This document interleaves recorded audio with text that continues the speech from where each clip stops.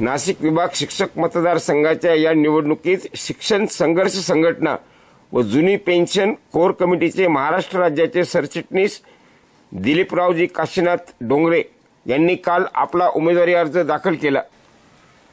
दिलीपरावजी काशीनाथजी डोंगरे यांनी शिक्षक संघटनेच्या माध्यमातून जुनी पेन्शन योजना यावर भरीव कार्य केले आहे। नाशिक विभाग शिक्षक मतदारसंघाच्या निवडणुकीत त्यांना मोठे समर्थन देखील प्राप्त होत आहे।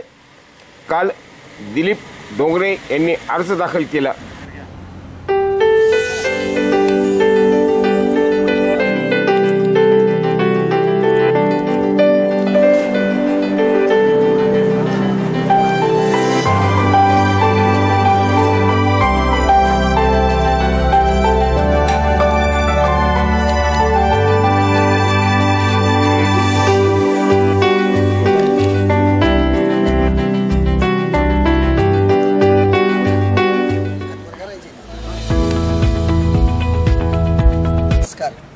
मी प्राध्यापक दिलीप डोंगरे, माझे शिक्षण MA BEd आहे। मी सध्या कार्यरत शिक्षक आहे।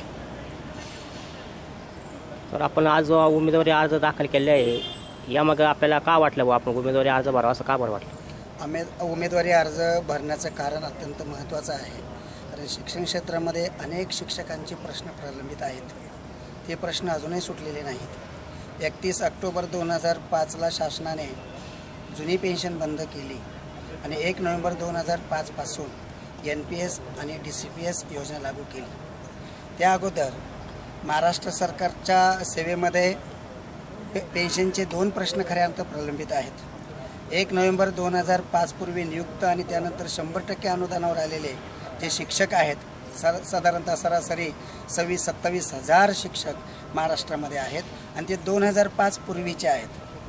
त्यांची नियुक्ती 2005 पूर्वीची आहे आणि त्यांना जाहिरात पण आहे, तरी पण महाराष्ट्र सरकार त्यांना अजूनही पेन्शनपासून वंचित ठेवलेलं आहे। त्यांच्यामध्ये अनेक शिक्षक रिटायर झालेत, त्यांची हाल पाहत नाहीत। अनेक ठिकाणी भाजी विकणं, अनेक ठिकाणी मोलमजुरी करणं, अशा पद्धतीच्या त्या शिक्षकांची हाल या महाराष्ट्र सरकारने केलेली आहे। त्यानंतर 2005 नंतर NPS योजना लागू केली। त्या NPS योजनेचंही खऱ्या अर्थाने अजून तसं पाहिलं तर कुठेही काही त्याचा आपण अंदाज घेतो तशा पद्धतीने ती पेन्शन फार चांगली आहे, हे मात्र अजूनही कुणी सांगत नाही। त्याच्यामध्ये सुद्धा पेन्शनच्या संदर्भामध्ये महाराष्ट्र सरकारने फार काही ठोस भूमिका अजून घेतलेली नाही आणि त्यासाठी आम्ही खऱ्या अर्थाने हा उमेदवारी अर्ज दाखल केलेला आहे। आणखी अत्यंत महत्त्वाचा प्रश्न म्हणजे प्रलंबित जो 20% 40% प्रचलित पद्धतीने 100% अनुदान झालं पाहिजे, शाळा अनुदानित झाली पाहिजे, त्याकडे महाराष्ट्र सरकारचं अजिबात लक्ष नाही आहे आणि म्हणून यासाठी खऱ्या अर्थाने उमेदवारी करतो आहे।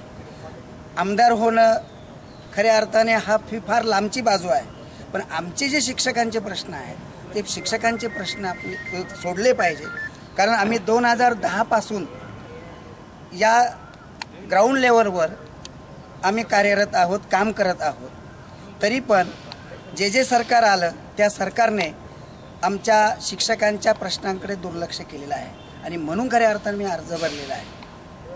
आपण जो आज अर्ज दाखल केला आहे हा पक्ष अपक्ष म्हणून? हा अर्ज मी अपक्ष म्हणून भरलेला आहे।